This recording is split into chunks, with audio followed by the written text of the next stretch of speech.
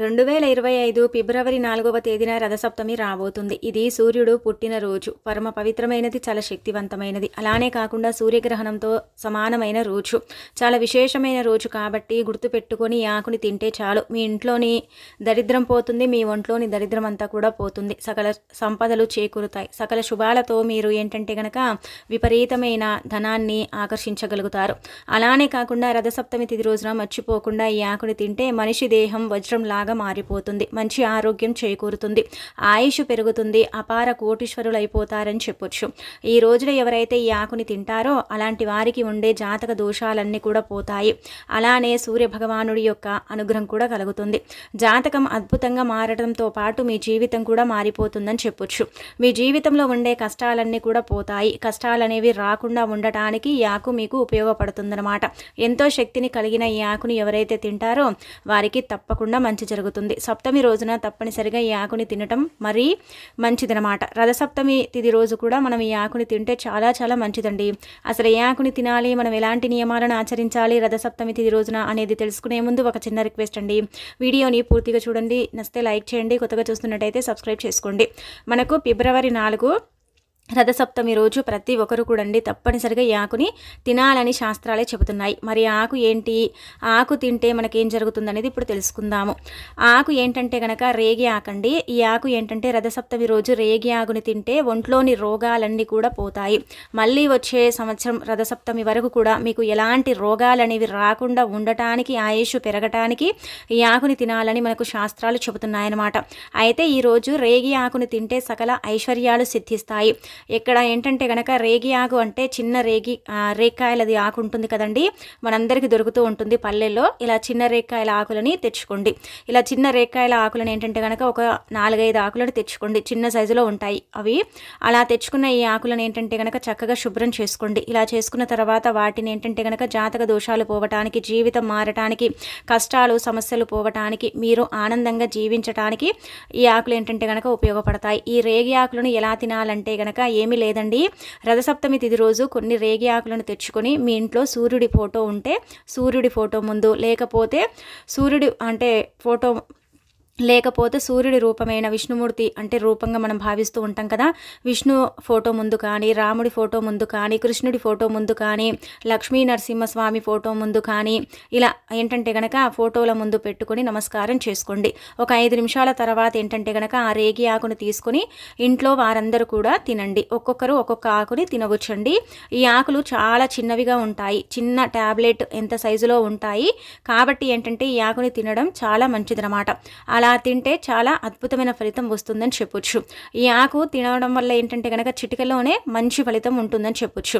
అలానే కాకుండా ఈ ఆకుని మేము తినలేము అనుకుంటారు కదా, అలాంటి వాళ్ళు ఏంటంటే కనుక దానికి కొంచెం పంచదార కానీ, బెల్లాన్ని కానీ అంటే జత కలిపి లేదంటే కనుక తేనెతో కానీ తినవచ్చు అనమాట. అలా తినటం వల్ల కూడా మంచి జరుగుతుందన్నమాట. అలా తినటం వల్ల మనకు రాజయోగం పడుతుంది, శరీరానికి మంచి ఆరోగ్యం లభిస్తుంది, మీ శరీరంలోని దోషాలన్నీ కూడా పోతాయి, ఆయుష్ అభివృద్ధి అవుతుంది, కష్టాలన్నీ కూడా పోతాయి, ఐశ్వర్యాలు సిద్ధిస్తాయి, జాతక దోషాలన్నీ కూడా పోతాయి. కాబట్టి ప్రతి ఒక్కరు కూడా ఏంటంటే గనక ఈ రోజు అంటే సప్తమి తిథి రోజున ఈ ఆకుని తిని శుభ ఫలితాలను పొందండి. ఈ ఆకుతో పాటు ఈరోజు సూర్యుడికి నివేదన చేసిన ప్రసాదాన్ని కూడా తప్పనిసరిగా తినాలండి. రథసప్తమి రోజు మీకున్న సమస్యలన్నీ కూడా పోవాలన్నా, మీకుండే ఇబ్బందులన్నీ కూడా పోవాలన్నా ఏంటంటే కనుక ఆవుకు ప్రత్యేకమైన ఆహార పదార్థాలను తినిపించండి. ఇలా కనుక తినిపిస్తే మంచి జరుగుతుందని శాస్త్రాలు, వేద పండితులు చెప్తున్నారు. ఆవుకు నానబెట్టిన గోధుమలు తినిపిస్తే ఆ సూర్య భగవానుడి యొక్క అనుగ్రహం కలుగుతుంది. ఆయన ఆశీస్సులతో ఏంటంటే కనుక ఆరోగ్యాలు సిద్ధిస్తాయని చెప్పొచ్చు.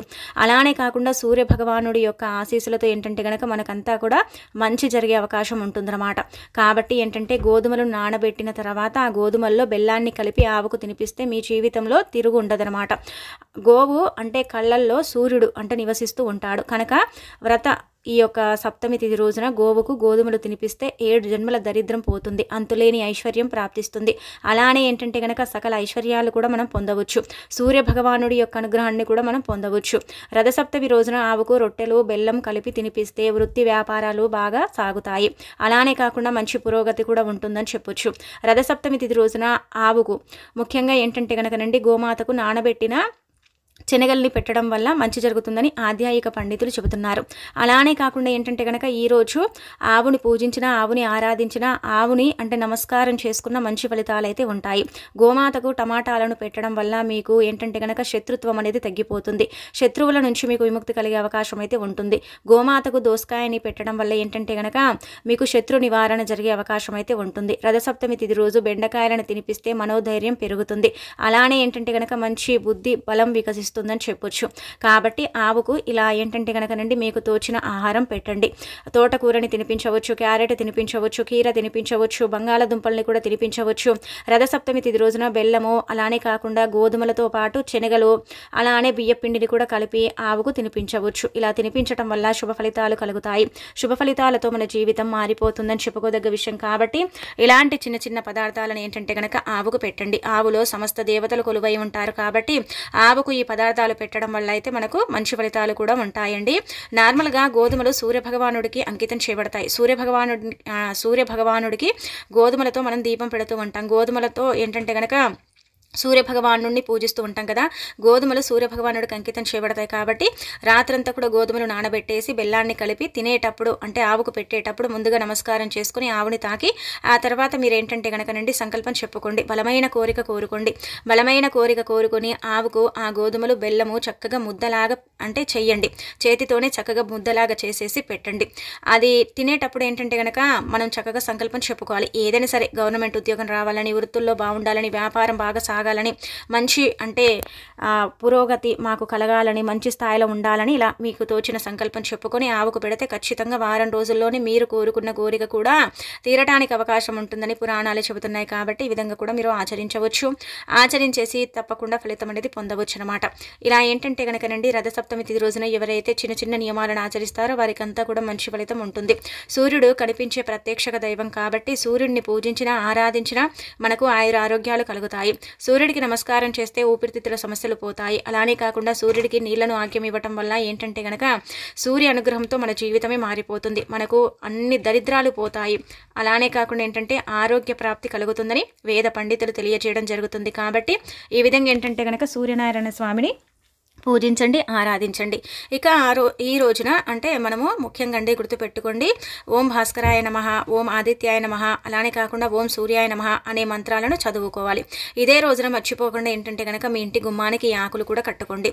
ఇలా కట్టడం వల్ల ఏంటంటే చాలండి అపార ఐశ్వర్యం సిద్ధిస్తుందన్నమాట. ఇంటికి ఉన్న అన్ని రకాల దరిద్రాలన్నీ కూడా పోతాయి. ఆ సూర్య భగవానుడి యొక్క ఆశీస్సులు కలుగుతాయి. మీ ఇంట్లో వారందరికీ కూడా నేరుగా సూర్య భగవానుడి యొక్క ఆశీస్సులు అందుతాయి అని చెప్పొచ్చు. ఈ రోజు ఎవరైతే ఈ చెట్టు ఆకులని ఇంటి గుమ్మానికి కడతారో అలాంటి వాళ్లకు ఎన్నో రకాల అంటే సమస్యలు పోవటంతో పాటు అన్ని శుభ ఫలితాలు కలుగుతాయి. నరదిష్టి, నరపీడ ఆ ఇంటికి తగులుతూ ఉంటుంది కదా.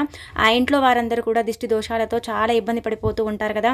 అలాంటి వాళ్ళు ఏంటంటే కనుకనండి ఈ ఆకులను కట్టడం వల్ల సకల ఐశ్వర్యాలు సిద్ధిస్తాయి.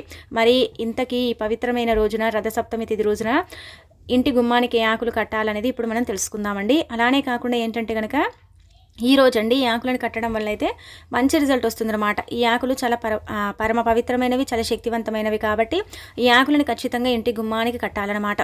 సంవత్సరం అంతా కూడా చాలా మంచి రిజల్ట్ని పొందవచ్చు అనమాట. ఇలా ఏంటంటే కనుక ప్రతి సంవత్సరం మార్గశుద్ధ నవమి తిథిని మనము హిందువులు రథసప్తమిగా జరుపుకుంటూ ఉంటారు.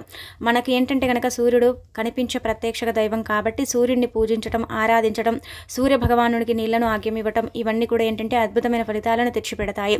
ఈ రోజు ఏంటంటే కనుకనండి హిందూ పురాణాల ప్రకారం, పంచాంగం ప్రకారం మాఘమాసంలో శుద్ధ నవమి నాడు ఏంటంటే 1000 కిరణాలు గల సూర్య భగవానుడు అంటే జన్మించాడని ఆ రోజుని సూర్యుడు పుట్టిన రోజుగా జరుపుకుంటారని పురాణాలు చెబుతున్నాయి. అందుకే ఆ రోజును రథసప్తమి అని అంటారని అందరూ కూడా భారతీయులు ఈ రోజున ఏంటంటే కనుక చక్కగా పండుగను జరుపుకుంటారని భావిస్తూ ఉంటారు. సకల జీవకోటి రాసులందరికీ కూడా వెలుగుని ప్రసాదించే సూర్యుడు. అలానే కాకుండా ఏంటంటే కనుకనండి సూర్యుడు లేకపోతే ఈ మనుగడే లేదని ఒక రకంగా చెప్పొచ్చు. సూర్యుడు కనిపించే ప్రత్యక్ష దైవం కాబట్టి సూర్యుడిని మనం పూజించడం, ఆరాధించడం చాలా మంచిది. అలానే కాకుండా ఈరోజు ముఖ్యంగా ఉపవాసం ఉండి సూర్యుడికి సంబంధించిన ఇలా ఏంటంటే కనుకనండి నామాలను పఠించుకుంటూ చక్కగా రథం ముగ్గులు వేసుకుంటూ సూర్యభగవాను ఆరాధించడం పూజించడం చేస్తే సకల శుభాలు చేకూరుతాయని మనకు పురాణాలే చెబుతున్నాయి. సూర్యభగవానుడి యొక్క అనుగ్రహం కలగాలి, ఆరోగ్యాలు ప్రసాదించుకునేలాగా మనం ఉండవచ్చు అనమాట. అందుకే మనకేంటంటే కనుక ఈరోజు అద్భుతమైన తిథి అని చెప్పబడుతుంది. కాబట్టి ఈ రోజున మర్చిపోకుండా ఈ పనిని మీరు చేసుకోండి, సరిపోతుందన్నమాట. మాఘమాసంలో శుద్ధ నవమి రథసప్తమిగా పరిగణించబడుతుంది. సూర్యభగవానుడు జన్మించిన పుణ్యతిథి ఈ రోజు. అలానే కాకుండా సూర్యభగవానుడు అండి ఈ యొక్క పుణ్యతిథి రోజున జన్మించాడని, అలాగే కాకుండా సూర్యభగవాను జయంతిగా జరుపుకుంటూ ఉంటారు. సూర్యభగవానుడి జయంతి అంటారు. అలానే కాకుండా మాఘమాసంలో శుద్ధ అంటే శబ్దముని అని కూడా అంటూ ఉంటారనమాట. సప్తమి మహా పుణ్యప్రదమైనదనమాట. ఈ సప్తమి ఏంటంటే కనుక చాలా శక్తివంతమైనది అని మనకు పురాణాలు చెప్తున్నాయి. రథసప్తమి వ్రతం అంటే విధానం చాలా ప్రాముఖ్యత ఉంటుందన్నమాట. వ్రతాన్ని ఆచరించడం, వ్రతకథ వినటం ఇవన్నీ కూడా చాలా పవిత్రంగా భావిస్తూ ఉంటారు. ప్రతిసారి కూడా ఏంటంటే కనుకనండి మనకు సప్తమి తిథి అంటే ప్రతి నెలలో సప్తమి వస్తుంది, కానీ ఈ రథసప్తమి చాలా శక్తివంతమైనదని శాస్త్రాలే చెబుతున్నాయి. అందుకే మీరు ఏంటంటే కనుక ఇంటి గుమ్మానికి ఖచ్చితంగా ఈ ఆకులని కట్టుకోండి. ఇలా కట్టడం వల్ల అనేక రకాల అంటే బాధలు పోతాయి, చాలా అద్భుతమైన ఫలితాలతో మన జీవితం మారిపోతుందన్నమాట. ఈ రోజున ఏంటంటే కనుక మర్చిపోకుండా రావి ఆకులు ఉంటాయి కదా, అవి తెచ్చుకోండి. రావి ఆకులను తెచ్చుకోవడం వల్ల, రావి ఆకులను ఇంటి గుమ్మానికి కట్టడం వల్ల ఏంటంటే కనుక అద్భుతమైన ఫలితాలు వస్తాయి. మనకేంటంటే చాలా మంచి జరుగుతుందని చెప్పొచ్చు. ఈరోజు మనం ఏంటంటేనండి రావి ఆకులను తెచ్చుకోవాలన్నమాట. ఒక 11 ఆకులు కానీ 5 ఆకులను కానీ తెచ్చేసుకుని వాటిని శుభ్రం చేసుకుని ఆ ఆకులను ఏంటంటే కనుక మన ఇంటి గుమ్మానికి కట్టాలి. అలా కట్టడం వల్ల మంచి జరుగుతుంది. మన ఇంటిపై ఉండే చెడుతో పాటు అనేక రకాల సమస్యలు కూడా పోతాయని పురాణాలు చెబుతున్నాయి. కాబట్టి ఈ రోజున మర్చిపోకుండా రావి ఆకులను తెచ్చేసి మీ ఇంటి గుమ్మానికి కట్టండి. రావి ఆకులు కట్టడం వల్ల ఏంటంటే కనుక మీ ఇంటిపై ఉండే పీడలు కూడా తొలగిపోవడానికి అవకాశం ఉంటుందన్నమాట. అలానే రావి ఆకులు కట్టేటప్పుడు ఈ నియమాలను ఖచ్చితంగా ఆచరించండి. రావి ఆకులని గుమ్మానికి కట్టేటప్పుడు వాటిని మనం క్లీన్ చేసుకోవాలండి. ఎందుకంటే దానిపైన దుమ్ము ధూళి లాంటివి ఉంటాయి కదా, వాటిని చక్కగా శుభ్రం చేసేసుకుని ఆ తర్వాత ఏంటంటే కనుక ఆ ఆకులని మనము ఒక పసుపు రంగు దారం సహాయంతో ఏంటంటే ఇంటి గుమ్మానికి కట్టాలన్నమాట. అలా కడితే మనకు మంచి ఫలితాలు అయితే ఉంటాయి. అలాగే కాకుండా రావి ఆకులు కట్టలేని వారు కనీసం ఏంటంటే కనుక రావి కొమ్మలు మనకు దొరుకుతూ ఉంటాయి కదా, రావి చెట్లు నార్మల్గా అందరి ఇంటి ముందు ఉంటూ ఉంటాయి కదా, అలాంటి వాళ్ళు ఈరోజు ఈ యొక్క ఆకులను తెచ్చేసుకుని తోరణాలు లాగా గుమ్మానికి కట్టేసుకోవటం, ఆకులను తెచ్చేసి గుమ్మానికి చెక్కటం వల్ల సకల ఐశ్వర్యాలు సిద్ధిస్తాయి. రథసప్తమి రోజు రావి చెట్టుకు అంటే రావి చెట్టు దగ్గరికి వెళ్ళి నీళ్లు పోసి రావి ఆకులని అంటే తెచ్చుకోండి. నార్మల్గా ఏంటంటే పచ్చని మొక్కలపై చెయ్యి వేసేటప్పుడు ఖచ్చితంగా సంకల్పం చెప్పాలి. లేదంటే కనుక మనము ఆ చెట్టుని అంటే ఇలా మనం వేడుకోవాలి. మా అవసరం కోసం తీసుకెళ్తున్నాం, మాకు బాగా పనిచేయి తల్లి, మాకంతా కూడా మంచి జరిగేలాగా చూడని తీసుకొచ్చుకొని మెయిన్ డోర్ గుమ్మానికి కట్టుకోవాలి. రథసప్తమి రోజు గుమ్మానికి రావి ఆకులు కడితే సాక్షాత్తు ఆ సూర్యనారాయణ స్వామి ఏంటంటే కనుక మనని దీవిస్తాడు. సూర్యనారాయణ స్వామి మన ఇంటికి రక్షణ కలిగిస్తూ ఉంటాడు అని మన పెద్దలు చెబుతున్నారు. ఇలా కట్టడం వల్ల మన ఇంట్లో ఉన్న నెగిటివ్ ఎనర్జీ మొత్తం కూడా పోతుంది, పాజిటివ్ ఎనర్జీ ఏర్పడుతుంది. అద్భుతమైన ఫలితాలతో మన జీవితం మారిపోయి మనకంతా కూడా మంచి జరుగుతుంది. ఆర్థిక బాధలన్నీ కూడా పోతాయి. దుఃఖము, దారిద్రము, కష్టము ఇవన్నీ కూడా పోతాయి. అనేక రకాల దోషాల నుంచి మనం బయటపడగలుగుతాము. సమస్యలు అనేవి లేకుండా పోవటానికి చక్కగా ఉపయోగపడే పరిహారం కాబట్టి రావి ఆకులను ఈ రోజున ఖచ్చితంగా ఇంటికి కట్టండి. ఇలా కట్టడం వల్ల మీ ఇల్లు సిరి సంపదలతో తులతూగుతూ ఉంటుంది. రావి చెట్టు ఆకుల నుండి మనం ఏంటంటేనండి ప్రాణవాయువు అధికంగా విడుదలవుతుందన్నమాట. ఈ యొక్క ఆకులు ఏంటంటే విషాలను కూడా ఏంటంటే కలుషితం చేస్తూ ఉంటాయన్నమాట. అలానే కాకుండా ఈ యొక్క స్వచ్ఛమైన ఈ ఆకులని రథసప్తమి రోజున మన ఇంటికి కట్టడం వల్ల, దాని గాలి మనకు తాకటం వల్ల, ఆకులని మన గుమ్మానికి కట్టడం వల్ల అవి మనని కాపాడుతూ ఉంటాయి. సూర్యనారాయణ స్వామి ఎంతో సంతోషించి మనకు సిరి సంపదలను అందిస్తాడని కూడా పురాణాలు చెబుతున్నాయి. కాబట్టి ఇలా ఏంటంటే రావి ఆకులను తెచ్చేసుకొని గుమ్మానికి కట్టండి. ఇంకా రావి ఆకుకు బొట్టు పెట్టేసి 11 లేదా 12 ఆకులను గుమ్మానికి కడితే ఇంకా అద్భుతమైన రిజల్ట్ అయితే వస్తుందండి. కాబట్టి ఈ విధంగా ఆచరించండి, ఫలితం పొందండి.